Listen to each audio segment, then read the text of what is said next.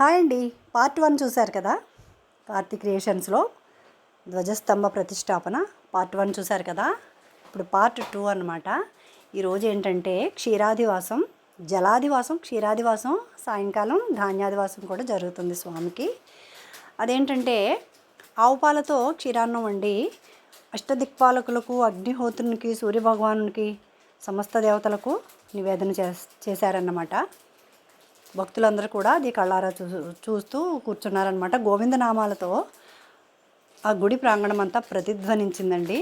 నిజంగా గోవిందనామంతో భక్తులందరూ అలాగా స్మరిస్తుంటే నిజంగా భక్తిభావంతో ఒళ్ళు పులకరించిపోయిందంటే నమ్మండి. అలాగా మొత్తం మీద ఆ రోజు భక్తులందరి చేత జలాదివాసం, క్షీరాదివాసం అన్నీ కావించారు. ఫస్ట్ మండపంలో ఒక 6 దంపతులను కూర్చుండబెట్టి వాళ్ళకి యథావిధిగా విఘ్నేశ్వర పూజ చేయించి వాళ్ళకి కంకణధారణ కావించి సుముహూర్తంలో యాగశాలలో ప్రవేశపెట్టారనమాట. మొదటి రోజు పూజ అలా ప్రారంభమైంది. అప్పుడు అగ్నిహోత్రుణ్ణి ప్రజ్వలింపజేసి, అది ఒక అగ్గిపుల్ల వెలిగించి కానీ హారతి కర్పూరం వెలిగించి కానీ కాదండి, అది దేవదారు కర్ర ఏదో నాకైతే సరిగా ఐడియా లేదు, ఆ కర్రతో ప్రజ్వలన గావించారనమాట. ప్రతి యాగాలకు కూడా యజ్ఞాలు యాగాలు చేసేటప్పుడు అలాగే అగ్నిని పుట్టిస్తారన్నమాట. పుట్టిస్తారట, నాకు తెలిసిందే, ఇప్పుడే తెలిసిందండి. అలా పుట్టించి ఆ అగ్నిని ప్రజ్వలింపజేశారనమాట. అష్టదిక్పాలకులను ఆహ్వానించి, సమస్త దేవతలను ఆహ్వానించి అందరికీ యథావిధిగా పూజలు కావించారన్నమాట. పెద్దవాళ్ళు చిన్నవాళ్ళని లేకుండా అందరూ కూడా వచ్చి ఈ పూజలు శ్రద్ధగా చూసి భక్తిగా తిలకించి వెళ్ళారనమాట అండి. అసలు ఈ ధ్వజస్తంభం ఏంటంటే అండి, అసలు ఈ ధ్వజస్తంభం అంటే ఎలా వచ్చింది, గుడి ముందు ఎందుకు నిలుపుతారు అనే విషయం నాకు ఎప్పుడో ఎవరో చెప్తే విన్నది లీలగా గుర్తుందండి. అది నేను మీతో షేర్ చేసుకుంటాను. అదేంటి అంటే, ధ్వజస్తంభం అంటే మనం ఒక కర్ర నిలబెడతాము, దానికి ఏదో ఇత్తడి తొడిగేస్తాము అనుకుంటాము. దానికి వెనకాల చిన్న ఒక కథ ఉంటుందన్నమాట అండి. పుట్టు పూర్వోత్తరం ఉంటుంది కదా, అది ఉంటుందన్నమాట. అదేంటంటే, కురుక్షేత్ర యుద్ధానంతరం ధర్మరాజు తన రాజ్యాన్ని సుభిక్షంగా పరిపాలిస్తూ, దాన ధర్మాలు విరివిగా చేస్తూ తన రాజ్యాన్ని బాగా పరిపాలిస్తున్నాడు. తన పేరు కీర్తి కాంక్షతో తన పేరు ప్రతిష్టలు ఇంకా బాగా జనాలు బాగా తెలుసుకోవాలి, తన గొప్పతనం తెలుసుకోవాలనేటటువంటి సదుద్దేశంతోనే అలా దాన ధర్మాలు అవి చేస్తూ ప్రజల్ని బాగా పరిపాలిస్తున్నాడు అనమాట. అందులో ఒక చిన్న భేషజాన్ని గుర్తించిన మన శ్రీకృష్ణ పరమాత్మ ఏం చేశారంటే, అంటే నాకే, నా వల్లే, నేను ఉండబట్టే అనుకుంటాం కదా కొంతమంది, అది మాత్రం ఉండకూడదనమాట అండి. మీకంటే ప్రసిద్ధులు, మీకు వచ్చిన విద్యలోనే ప్రసిద్ధులు ఉండొచ్చు, లేదా వేరే విద్యలో ప్రసిద్ధులు ఉండొచ్చు. ఎప్పుడు నేనే అని ఎప్పుడూ అనుకోకూడదనమాట. అలా నేనే గొప్ప రాజును అవ్వాలని చెప్పేసి మంచి ఉద్దేశంతోనే ప్రజలందరినీ చక్కగా పరిపాలిస్తున్నాడు. కానీ ఆ చిన్న విషయాన్ని గుర్తించిన శ్రీకృష్ణుడు ఇతనికి చిన్నగా తెలియచెప్పాలనే సదుద్దేశంతో ఏం చేశాడంటే, ధర్మరాజా, నువ్వు అశ్వమేధ యాగాన్ని తలపెట్టు అని చెప్తాడు. సరే అని తలపెట్టి, నువ్వు సద్బ్రాహ్మణులను సత్కరించి, వేద పండితులను సత్కరించి, తర్వాత నీ రాజ్యాన్ని సుభిక్షం చేసుకో, శత్రురాజులు ఉంటే ఇంకా జయించుకో, నీ సుభిక్షంగా పరిపాలించుకో అని చెప్తే, సరే అని చెప్పి అశ్వమేధయాగం చేసి అశ్వాన్ని విడిచిపెడతాడు ధర్మరాజు. దానికి సంరక్షకులుగా నకుల సహదేవులిద్దరిని పంపిస్తాడనమాట. పంపిస్తే ఆ అశ్వం పోయి మణిపురం అనే ఒక రాజ్యానికి చేరుకుంటుందన్నమాట. ఆ మణిపురానికి రాజు మయూరధ్వజుడు. అతను చాలా ధర్మదాత అనమాట. ఎంతో ధర్మంగా ప్రజల్ని ప్రేమగా పరిపాలిస్తూ ఎవరికి ఏ లోటు రాకుండా తన రాజ్యాన్ని సుభిక్షంగా కాపాడుకుంటూ వస్తున్నాడనమాట. అతని కుమారుడు తామ్రధ్వజుడు ఈ అశ్వాన్ని బంధించి నకుల సహదేవులిద్దరితో యుద్ధం చేసి వారిపైన విజయాన్ని సాధిస్తాడు. ఇది తెలిసిన ధర్మరాజు, చారుల ద్వారా ఈ విషయం తెలిసిన ధర్మరాజు శ్రీకృష్ణ పరమాత్మకు వచ్చి చెప్తాడనమాట. ఇది జరిగింది అంటే, సరే మన ఇద్దరం వెళ్దాం నడు అని చెప్పి ఇద్దరు మణిపురం అనే ఈ రాజ్యానికి వృద్ధ బ్రాహ్మణ వేషంలో వస్తారనమాట.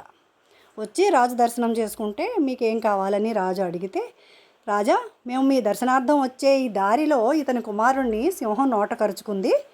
ఒక సింహం ఎంత విడిచిపెట్టమన్నా విడిచిపెట్టలేదు. పైగా మానవ భాషలో ఒక మాట చెప్పింది, ఈ రాజ్యానికి రాజైన మయూరధ్వజుడి శరీర భాగంలో సగ భాగాన్ని నాకు ఆహారంగా వేస్తే నీ కుమారుణ్ణి విడిచిపెడతానని చెప్పింది అని చెప్తారు.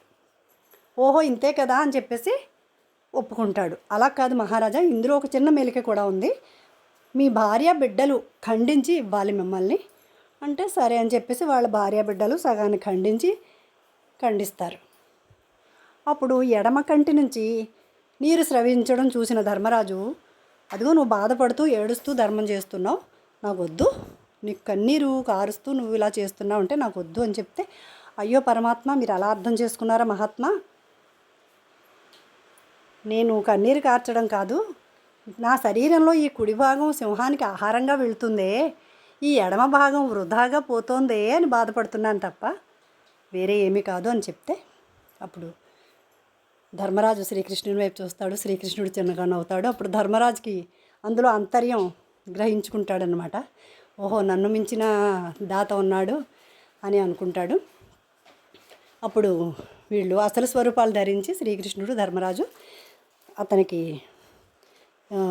దర్శనం ఇస్తారు. ఇస్తే అప్పుడు చూసి, తండ్రి మహాత్మా నన్ను పరీక్షించడానికి ఎలా వచ్చావా అని చెప్పేసి నమస్కరించి, నాకు ఎప్పుడు నిన్ను చూసే భాగ్యం కలిగించు, ఎప్పుడు నేను నీతో ఉండే భాగ్యం కలిగించంటే సరే అని చెప్పేసి, నా ప్రతి దేవాలయం ముందు నువ్వు ధ్వజస్తంభంగా వెలుస్తావు, ఫస్ట్ వచ్చిన భక్తులందరూ మొట్టమొదటి భక్తులందరూ నిన్ను దర్శించి స్పర్శించి ఆ తర్వాత నా దగ్గరికి వస్తారు అని చెప్పి వరమిస్తాడంట.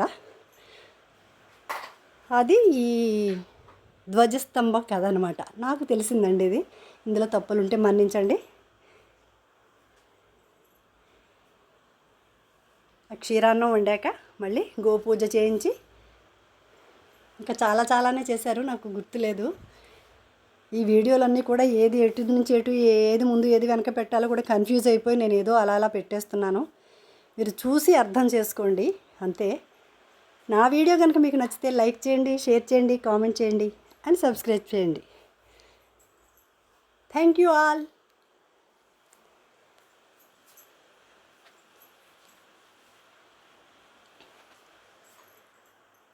కొండలలో నెలకొన్న కోనేటి రాయడువాడు, కొండలలో నెలకొన్న కోనేటి రాయడువాడు, కొండలంత వారములు గూపెడువాడు, కొండలలో నెలకొన్న కోనేటి రాయడువాడు.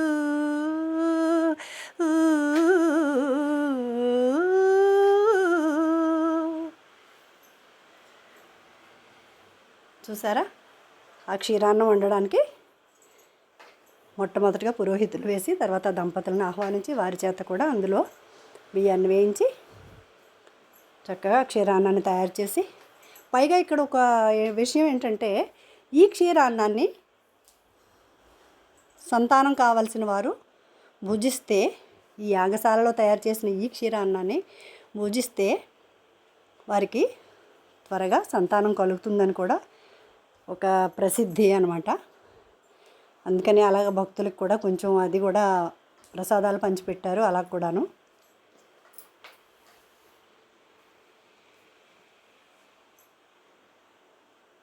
గ్రామంలోని భక్తులందరూ కూడా ఆవు పాలు అందరూ కూడా తీసుకొచ్చి, ఆవు పాలు, బెల్లం ఇలాంటివి ఎవరి యథోచితంగా ఎవరి భక్తిని వాళ్ళు ప్రదర్శించుకుని తెచ్చుకుని ఆ ప్రసాదంలో కలిపారన్నమాట.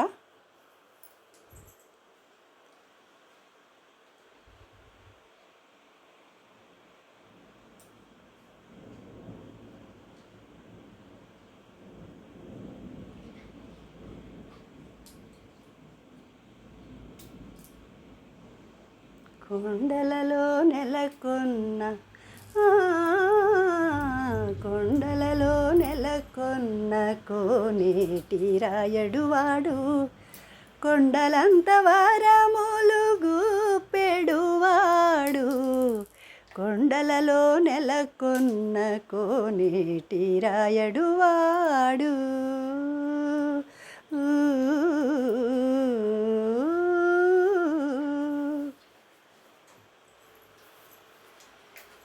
కుమ్మరదాసుడైన కురువరతి నంబి ఇమ్మన్న వరములెల్ల ఇచ్చినవాడు. కుమ్మరదాసుడైన కురువరతి నంబి ఇమ్మన్న వరములెల్ల ఇచ్చినవాడు. దొమ్ములు చేసిన ఎట్టి తొండమాన్ చక్రవర్తి, దొమ్ములు చేసిన ఎట్టి తొండమాన్ చక్రవర్తి, రమ్మన్న చోటికి వచ్చి నమ్మినవాడు. కొండలలో నెలకొన్న కొండలలో నెలకొన్న కోనేటి రాయడు వాడు.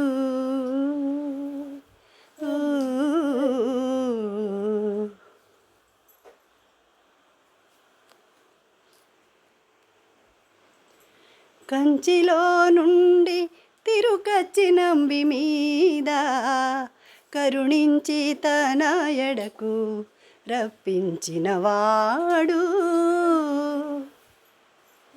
కంచిలో నుండి తిరుకచ్చి నంబి మీద కరుణించి తన ఎడకు రప్పించినవాడు. ఎంచనెప్పుడైనా తిరువేంకటేశుడు మనలను, ఎంచనెప్పుడైనా తిరువేంకటేశుడు మనలను మంచివాడై కరుణ పాలించినవాడు. కొండలలో నెలకొన్న కోనేటి రాయడు వాడు. కొండలంత వారములు గూపెడు వాడు.